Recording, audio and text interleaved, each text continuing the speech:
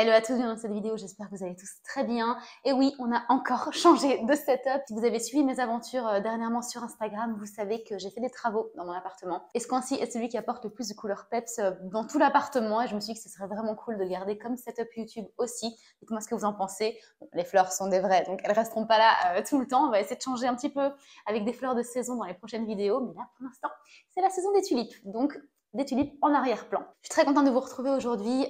J'avoue que ça fait très longtemps que j'ai filmé, étant donné qu'en fait, les 3 vidéos que vous avez vues dernièrement ont été filmées avant les travaux. Et donc là, ça fait à peu près un mois que j'ai pas filmé parce que j'ai dû forcément vous sortir des vidéos toutes les semaines. J'ai loupé une semaine d'ailleurs en parlant de ça, je m'en voulais profondément. J'espère que vous ne m'en voulez pas. En tout cas, j'ai pas reçu de plainte de votre part, donc merci de la compréhension. Anyways, aujourd'hui, j'aimerais qu'on traite d'un sujet de vidéo que j'ai vu tourner énormément en janvier. Et comme j'avais déjà pré-filmé 3 vidéos, je me suis dit, bah, écoute, tu la feras, mais plus tard, un petit peu en décalé par rapport à tout le monde. Voilà, il s'agit de mes meilleurs achats de 2023. Mais j'ai décidé de faire un petit twist et d'ajouter aussi mes pires achats 2023 parce qu'il y en a 2-3 sur la liste, je pense. Et souvent, je vous montre les choses quand je les achète, mais finalement, sur la durée, je vous dis pas si ils ont bien tenu ou si carrément je regrette de les avoir achetés. Donc, je trouve que c'est aussi intéressant. C'est limite plus intéressant de voir les achats à éviter que ceux à faire effectivement. Donc voilà, il y aura un mix des deux dans cette vidéo. Il n'y a que 3 des achats que je regrette, mais j'essaierai de vous les insérer comme ça entre les pièces que du coup je suis très contente d'avoir achetées. Désolée pour cette intro qui est un peu plus longue que d'habitude, mais je pensais que c'était intéressant quand même de vous expliquer pourquoi ce changement de setup et pourquoi j'ai loupé une semaine. Bref, on va passer au cœur de la vidéo, mais avant ça, comme d'habitude, si vous n'êtes pas abonné à la chaîne, n'hésitez pas à le faire, ça se passe ici en dessous, ça me ferait très très plaisir. La communauté grandit de jour en jour et franchement, je vous en suis hyper reconnaissante, surtout pendant les travaux, j'ai quand même reçu pas mal de messages hyper sympas, genre de motivation et tout, et de soutien. Merci beaucoup pour ça, donc si vous voulez rejoindre la communauté, n'hésitez pas à le faire, ça se passe ici en dessous. Alors pour le premier achat, et je le tiens à bout de bras là, donc c'est un petit peu lourd, il s'agit de ma triade de chemises Ralph Lauren. Donc ça c'est bien sûr dans mes top achats. Alors donc il y a 3 couleurs ici, donc on a la blanche pour commencer, la rose et la bleu ciel. C'est vraiment la triade de couleurs Ralph Lauren classique. Donc en fait, c'est le modèle Slim Fit, il me semble. Je vous le mettrai en barre d'infos si jamais je le retrouve parce qu'il me semble qu'il y a une de ces couleurs-ci qui n'existe plus la dernière fois que j'avais regardé. C'est vraiment un modèle en coton épais et un petit peu texturé. On va voir si vous arrivez à voir à la caméra. Mais c'est pas tout à fait lisse. Peut-être sur le bleu, vous le verrez un peu mieux.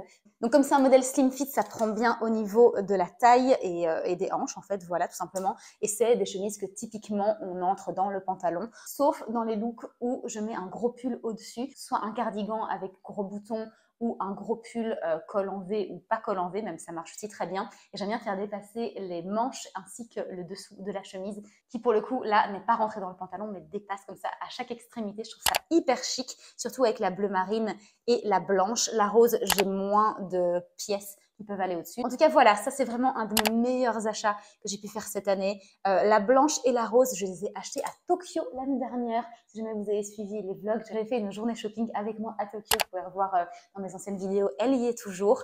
Et c'était sur ma liste depuis tellement longtemps. C'était depuis pas mal de temps qu'on voyageait. J'avais très très envie de me faire plaisir avec des belles pièces que je savais qui dureraient longtemps dans ma garde-robe. Et comme quoi, un an après, je dis que c'est vraiment mes pièces préférées. Et la bleue a rejoint la collection par la suite. J'adore retrousser les manches. Donc en fait, elles ont toutes les manches retroussées comme ça. C'est prêt à l'emploi. Je les sors de la garde-robe. Je les enfile directement. Elles sont déjà retroussées. Donc le modèle Slim Fit, c'est vraiment un modèle classique de chez Ralph Lauren, mais dans la nouvelle collection, on va dire. Mais le petit twist, c'est que le joueur de polo est coloré dans la nouvelle collection. Donc voilà, comme ça, vous savez, si jamais vous en trouvez sur Vinted, par exemple, il se pourrait que le petit joueur de polo ne soit pas coloré. Dans ce cas-là, c'est pas nécessairement que c'est un faux, c'est juste que c'est pas de la collection la plus récente, on va dire, mais ça change rien à la taille et ça change rien à la qualité et à la classe, je trouve, que Ralph Lauren peut donner à un look. Le deuxième article, c'est un article de luxe et je pense que vous savez si vous me suivez depuis un petit temps, mais j'achète très très peu de luxe. Je trouve que c'est complètement surcoté le luxe et d'ailleurs je ferai une vidéo où j'exprimerai un petit peu mon avis par rapport à ça. Donc stay tuned, cette vidéo arrivera dans pas très longtemps. Et l'article que je voudrais vous présenter maintenant, ce sont les Hermès Oran. Donc ce sont les sandales Hermès Oran en couleur soi-disant gold. Enfin, c'est comme ça qu'ils l'appellent sur le site d'Hermès, mais c'est clairement un brun. Également une surpiqûre plus claire, blanche, voire un petit peu crème. Non, elle est blanche, la surpiqûre est clairement blanche. Alors, je le mets dans mes articles préférés de l'année pour plusieurs raisons, mais il y a aussi du négatif malheureusement dans cet article. Pour la petite histoire, je les ai achetés également à Tokyo. C'est marrant, mais en fait, les articles que j'ai eu à Tokyo, ça reste vraiment des articles qui me sont chers, parce que il y a toute une histoire autour. Mais en fait, j'ai fêté mes 30 ans à Tokyo l'année dernière. Donc là, je vais bientôt fêter mes 31 ans en mars prochain. Et je voulais absolument marquer le coup. Et bizarrement pour moi, il y a un an de ça, je me disais, bah, va sur un article de luxe, mais un article de luxe un minimum réfléchi, et donc un truc qui pourrait durer dans le temps, donc que le look soit assez classique et s'inscrive vraiment dans ton look actuel, mais si tu te projettes dans 5 ans, quand les modes auront changé, qu'est-ce qui pourrait encore être à la mode?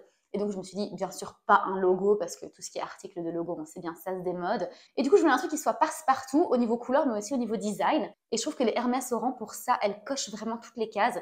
Parce que, bon, déjà, c'est une très bonne matière. Elles sont vraiment lourdes. Ça pourrait être un désavantage aussi qu'elles soient lourdes, mais dans ce cas-ci, je trouve que ça fait vraiment quali. Et surtout, ici, le H, donc la forme de la chaussure qui est censée représenter le H de Hermès, en fait, c'est assez classique comme truc, c'est juste, on va dire, une chance que Hermès commençait par un H et que du coup, bah, ça aille bien comme maintien au niveau du pied.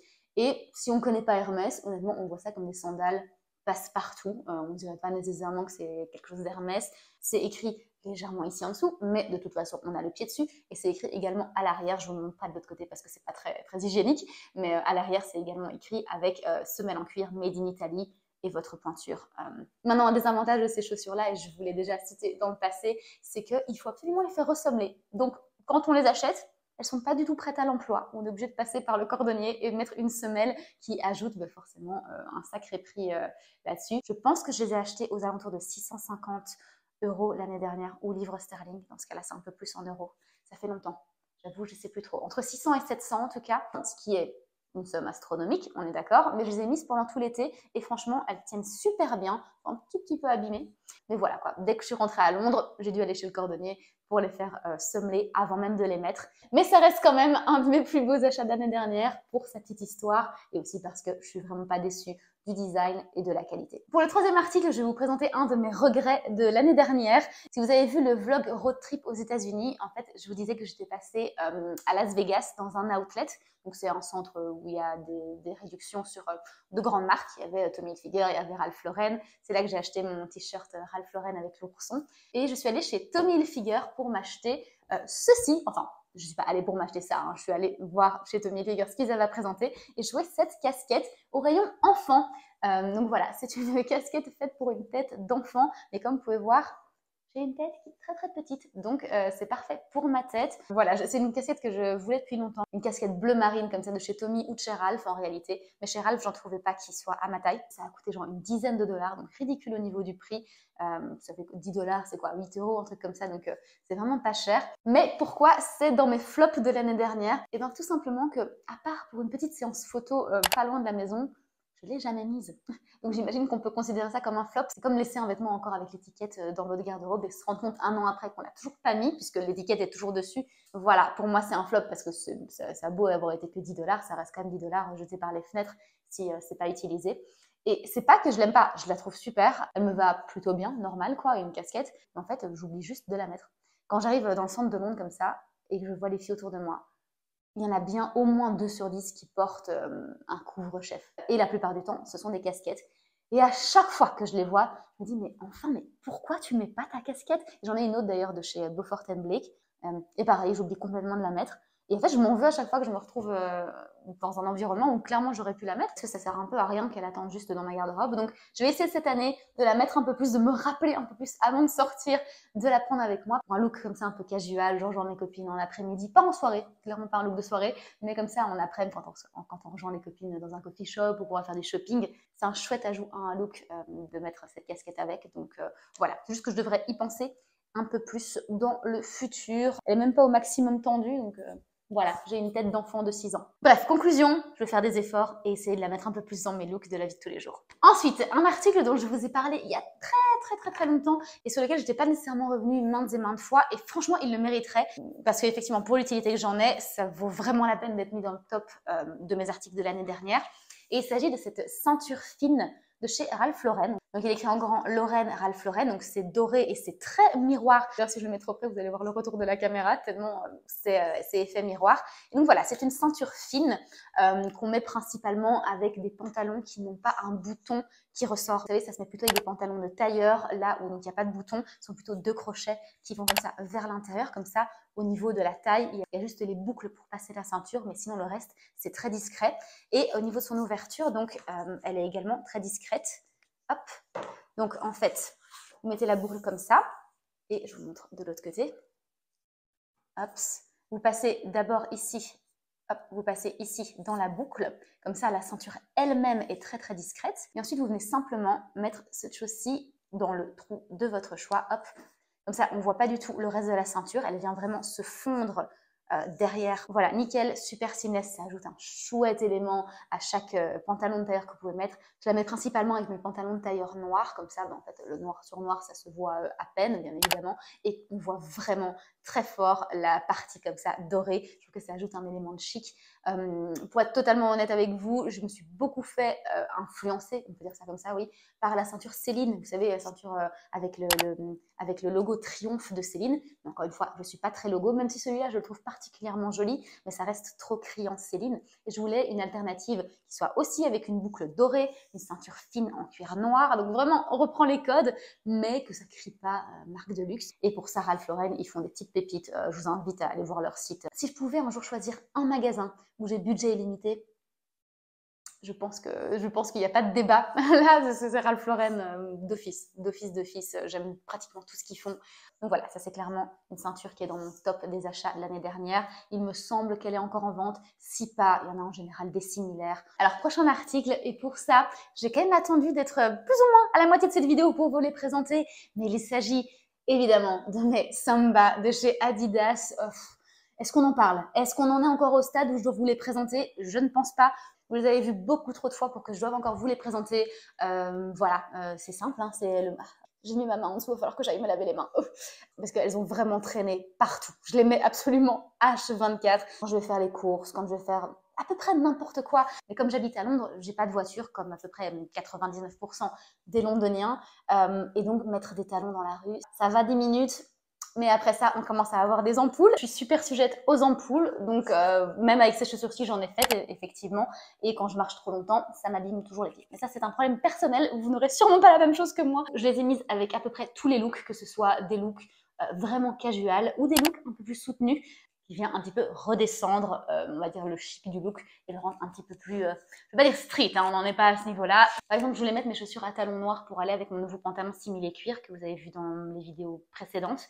Mais mon amie Emily m'a dit, essaye avec tes Samba, ça peut vraiment faire un autre total look en fait. Mais du coup, en mettant des Samba comme ça redescend vraiment et ça donnait plus une vibe de look plus chill quoi. Et le prochain article, c'est un flop, donc c'est je pense le deuxième flop que je vous présente dans la vidéo. Et en fait, je les cache ici tellement c'est petit, mais ce sont ces petites boucles d'oreilles, on va dire créoles, hein, parce qu'elles sont toutes fermées, c'est un anneau.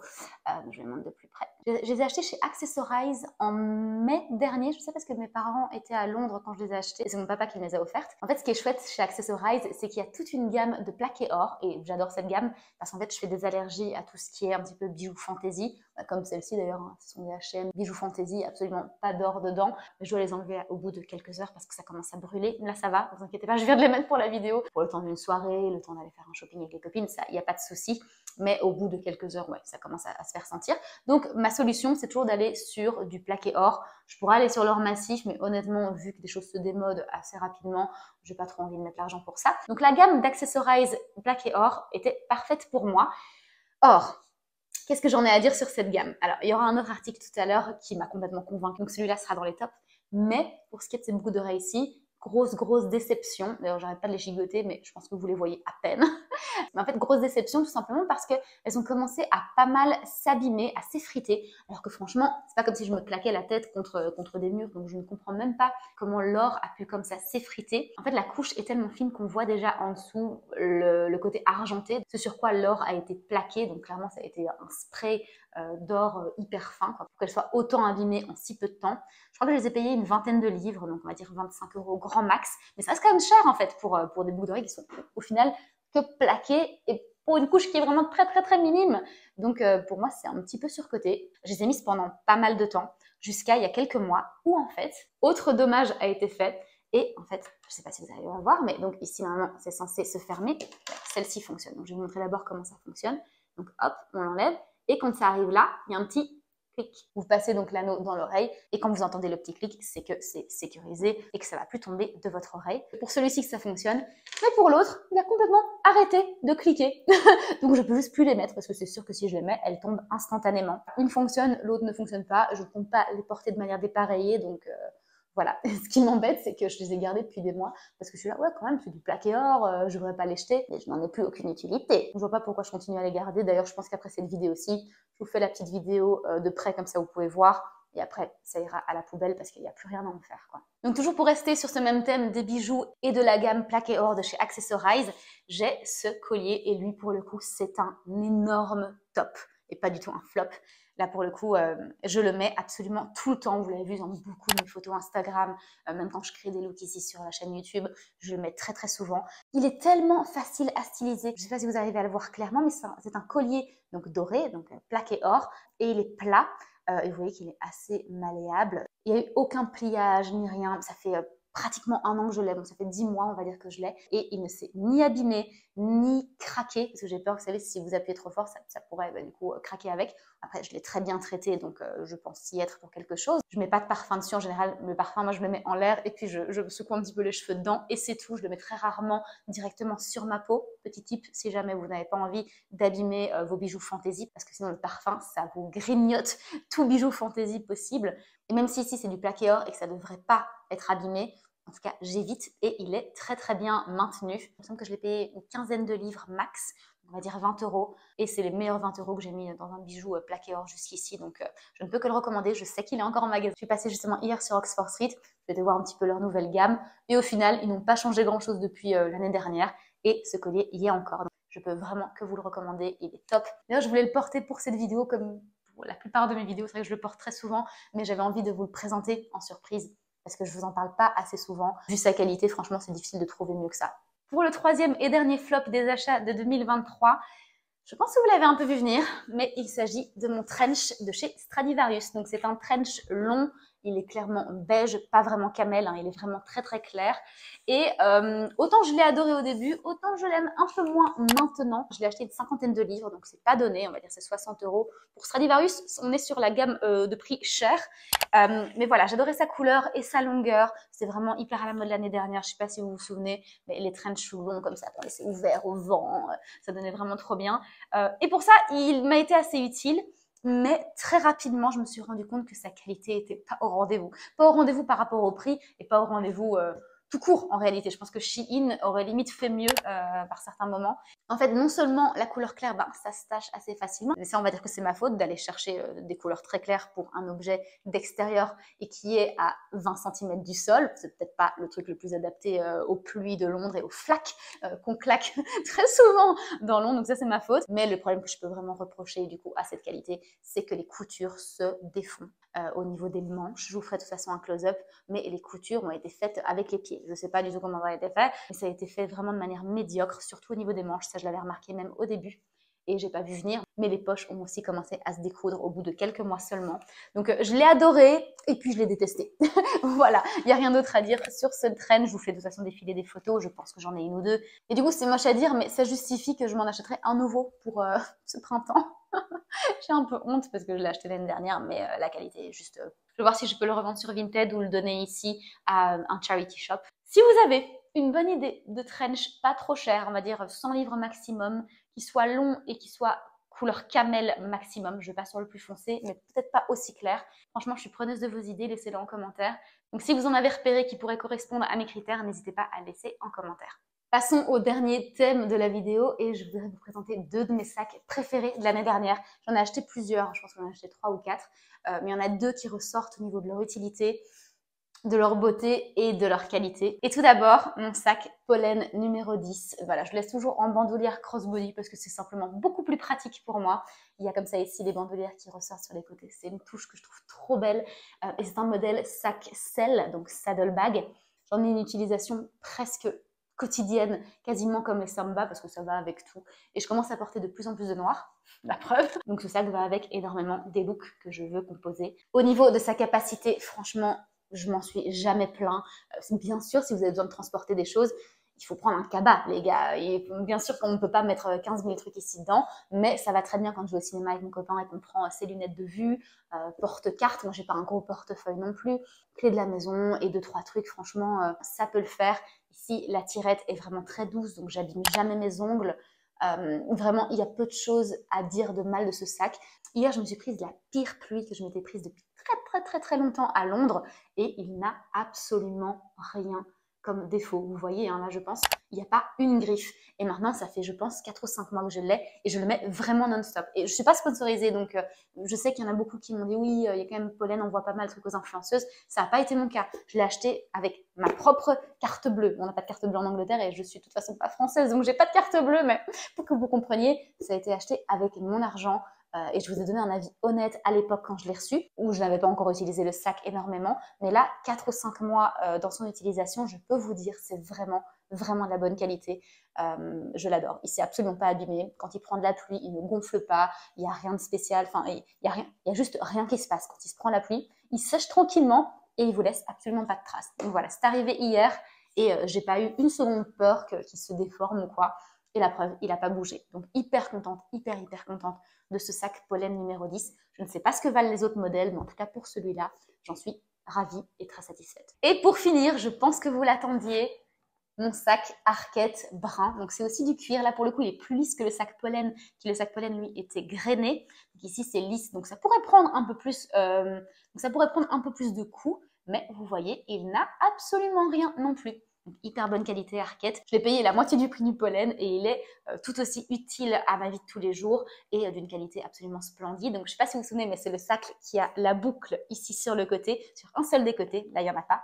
Et il y a une bandoulière crossbody qu'on peut cacher dans le sac parce que les lanières en fait partent de l'intérieur du sac.